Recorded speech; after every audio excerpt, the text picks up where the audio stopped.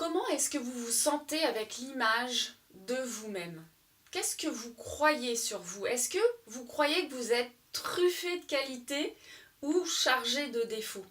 Est-ce que vous sentez que vous pouvez compter sur votre estime pour entreprendre de nouveaux projets, pour prétendre à être mieux reconnu, mieux rémunéré, pour prendre la place que vous estimez méritée dans votre vie? Lorsque vous manquez d'estime de vous-même, que vous vous sentez moins bien que les autres, plusieurs effets pervers se mettent en place. Le pire de tous, c'est l'auto-sabotage. Vous pensez ne pas mériter d'être heureux et vous sabotez la possibilité même de le devenir. Voulez-vous découvrir en quoi doubler votre estime peut vous épanouir et booster vos ambitions? Alors, restez en ligne. Bonjour et bienvenue au 16e jour du défi 21 jours pour doubler votre satisfaction au travail. Je suis Cécile Tardy, coach et fondatrice de la mission Burnout Killer, spécialement conçue pour redonner le goût de travailler heureux. Félicitations pour ce magnifique parcours, nous allons chaque jour plus profondément dans la transformation. Merci pour votre assiduité et pour votre confiance. Alors justement, nous avions parlé de la confiance au tout début du défi. La confiance et l'estime sont souvent confondues.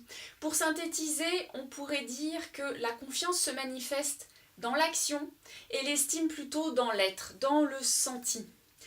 La confiance en soi, c'est cette assurance, ce courage qui vient de la conscience que l'on peut avoir de notre propre valeur. La personne avec une vraie confiance en elle, elle n'oublie pas sa valeur même lorsqu'elle tente une expérience pour la première fois. Elle est tellement en contact avec sa valeur intérieure que même si elle rate son coup lors d'une première expérience, elle est capable d'être bien dans sa peau et d'accepter de ne pas avoir réussi. Elle ne s'en veut pas, elle sait que ça fait partie de l'apprentissage qui est nécessaire pour apprendre. Alors qu'une personne sans confiance va être ébranlée au moindre échec. Elle va juger que ce qu'elle est uniquement par ses résultats et non par sa valeur. Elle n'osera pas recommencer par peur d'un autre échec. L'amour de soi, c'est encore autre chose, c'est la capacité de se donner le droit de s'accepter dans tous ces états, dans tous nos états, qu'ils soient positifs ou négatifs. C'est la capacité de nous regarder, de nous observer dans ce que nous sommes à chaque instant, sans aucun jugement de bien ou de mal. Alors pourquoi l'estime de soi est un frein majeur à votre épanouissement?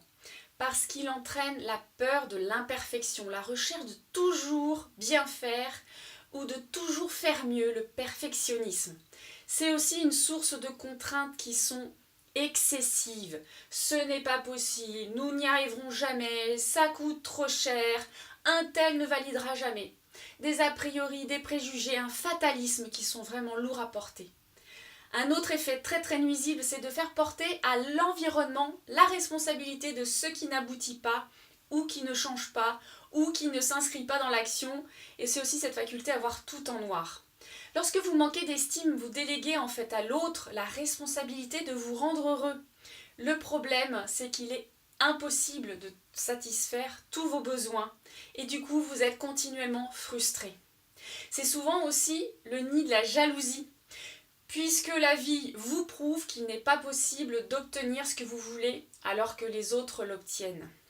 Alors vite, on se bouge et on se secoue pour se sortir de cette situation très inconfortable. Ne comptez sur personne pour le faire à votre place. 5 étapes à suivre. D'abord, s'accepter. Les superwoman, les supermen, ça n'existe que dans les films, les livres, les publicités et aussi dans nos fantasmes. La réalité, elle est beaucoup plus simple et prosaïque. Nous avons tous, que ce soit des individus ou les entreprises, nos limites, nos faiblesses, notre part d'ombre, et ce n'est qu'en acceptant cette fragilité comme le signe de notre humanité que nous pouvons avancer, confiants dans notre goût de vivre et piocher dans nos réserves de créativité. De s'écouter. Le corps parle souvent à son insu, souvent quand on n'arrive pas à dire. C'est particulièrement bénéfique d'être sensible au message de votre corps et à ses signaux. L'enthousiasme, l'excitation, le plaisir, au contraire le déplaisir, la déprime, la peur, la tristesse ou l'inconfort, ça vous permet de vous ajuster plus finement à votre environnement et puis d'affirmer vos convictions lorsque c'est opportun. Troisième étape, se respecter. Dites oui à ce que vous désirez et non à ce qui est contraire à vos idées, à votre philosophie de vie, à vos possibilités. Soyez fidèle à vous-même, exact avec vous-même et dans la même disposition face aux autres. La quatrième étape, c'est de se lancer. Faire sans chercher à faire toujours bien. Plonger pour le plaisir de sauter, pas tant pour la forme du plongeon. Personne jamais en fait n'a l'autorité pour dire ce que vous êtes, ce que vous pensez ou ce que vous faites, si c'est valable, pas valable, si c'est bien. Donc cette perspective, ça vous ouvre à chacun d'entre vous un très très vaste champ de possibles. Et la dernière étape, c'est de vous exprimer. Dites ce que vous pensez, ce que vous ressentez, ce qui vous tient à cœur, ce en quoi vous croyez, ce que vous souhaitez, sans accorder d'importance aux réactions, aux désaccords que ça pourrait faire naître autour de vous. Ouvrez-vous aux autres, ouvrez-vous à votre environnement, à la rencontre, à l'échange, à l'amitié, à l'amour et puis aussi évidemment à vous-même.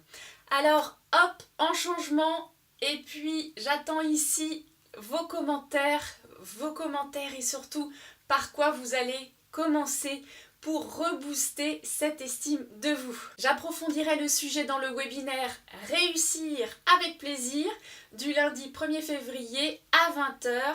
Le lien est en dessous de la vidéo, profitez-en vite. Inscrivez-vous vite parce qu'il y aura une surprise pour les membres du défi et rien que pour vous. Merci beaucoup pour votre attention d'ici à notre prochaine connexion. Be OK, soyez bien avec vous, bien ici et bien maintenant. Maintenant, vous commencez à comprendre la pédagogie et ce qui se cache derrière ces mots. À très bientôt!